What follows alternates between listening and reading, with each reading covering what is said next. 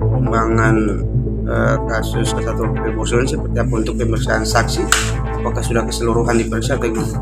Ya, untuk kasus uh, Pol PP Buru Selatan, tim penyidik sudah melakukan pemeriksaan terhadap 16 orang saksi ya, termasuk di pemeriksaan ini pemeriksaan untuk perkara atas nama tersangka AG.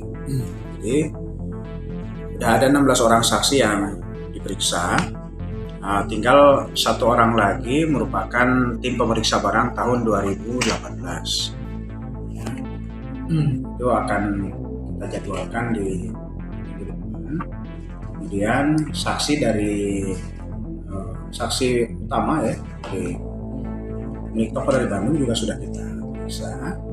Jadi berikutnya tinggal tim penyidik meminta bantuan penghitungan kepada ahli. Meskipun sebetulnya perkara ini tanpa ada penghitungan dari ahli pun bisa kami majukan ke persidangan karena perkaranya mudah. Hanya sebagai bentuk kehati-hatian kita akan mengajukan permohonan penghitungan kepada ahli. Dan salah satu pertimbangan dari penyidik apakah melakukan penahanan atau tidak adalah apakah kerugian keuangan negara itu sudah pulih dikembalikan oleh tersangka. Jadi kalau kerugian keuangan negara ini tidak dikembalikan di tahap penyidikan, tentu opsi pertama dari penyidik adalah melakukan penahanan di tahap penyidikan.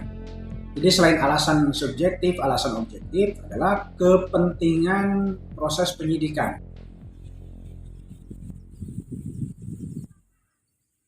Terima kasih sudah nonton.